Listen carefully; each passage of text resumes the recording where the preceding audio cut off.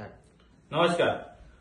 आता नवरात्रीचा पवित्र सण सुरू आहे आणि त्या पवित्र सणात कसे मुसलमान नीच प्रकारच्या हरकती करतायत आणि त्या हरकतीचं उदाहरण मी तुमच्या समोर आज ठेवू इच्छितो की हा सायबाज म्हणून एक मुलगा आहे, त्याचे चार्ट माझ्या हातात आहेत आणि एवढे खूप जास्त हे चार्ट आहेत. त्या चार्टमध्ये त्यांनी हिंदू मुलींबद्दल गरब्यात घुसून कशा पद्धतीचा अत्याचार सुरू आहे आणि हा अत्याचार सुरू कुठे आहे तर वसईतल्या सर्वात नामांकित कॉलेज विवा कॉलेजमध्ये.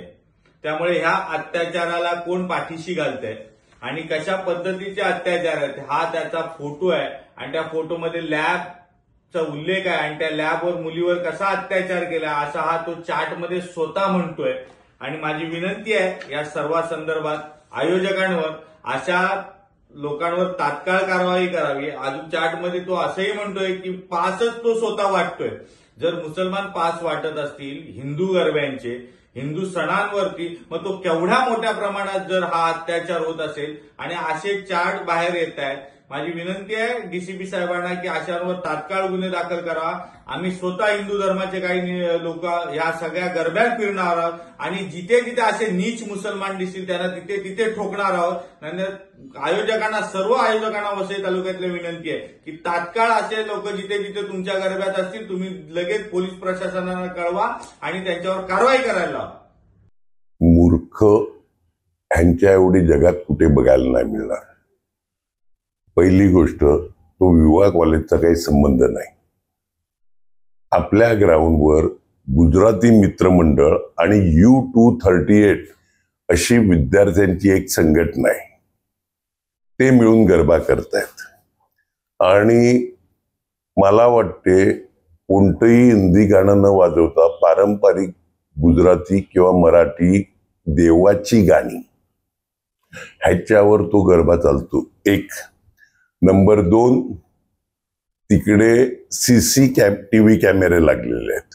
म्हणजे मंडपामध्ये या मंडळींनी सगळं गुजराती मित्रमंडळ आणखीन U237 या लोकांनी व्हिडिओ कॅमेरे लावलेले आहेत. लक्षात आलं का? आणि दुसरा विषय का 4थ्या फ्लोअरवर लॅब असं काहीतरी तुम्ही मगाशी बोलले. 4थ्या फ्लोअरवर कुठे लॅब नाही मिळत आणि लॅब आहेत ना त्या अतिशय अत्याधुनिक. मुंबईतल्या एकाही कॉलेजमध्ये म्हणजे एखाद दुसरं सोडलं तर कॉलेजमध्ये नसेल त्या पद्धतीच्या लॅब.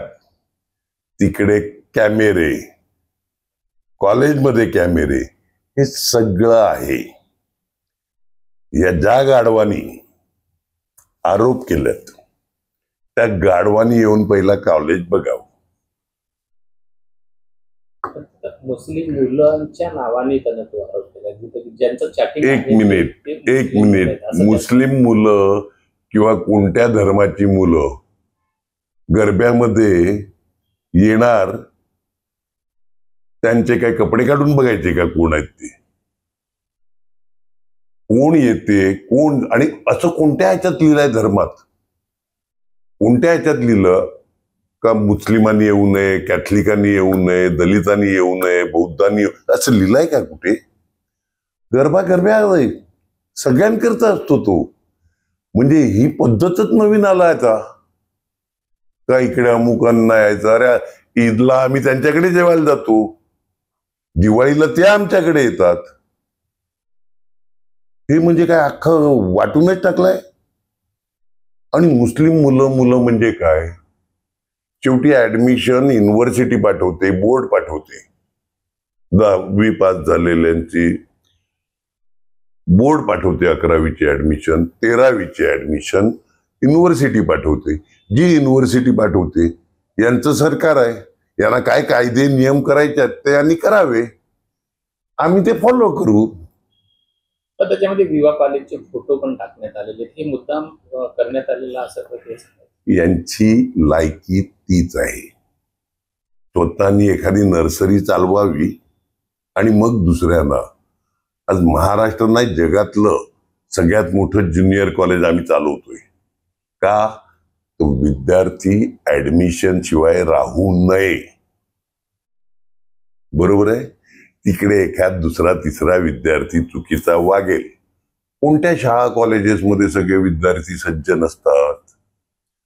कोणत्या संस्थेमध्ये सगळे विद्यार्थी? आणि विद्यार्थ्यांची जबाबदारी ही काय अध्यक्ष म्हणून माझी आहे का?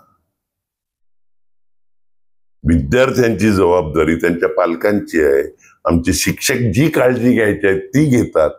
बाहेर कोण काय फालतूगिरी करते त्याच्याशी आमचं घेणं देणं नाही.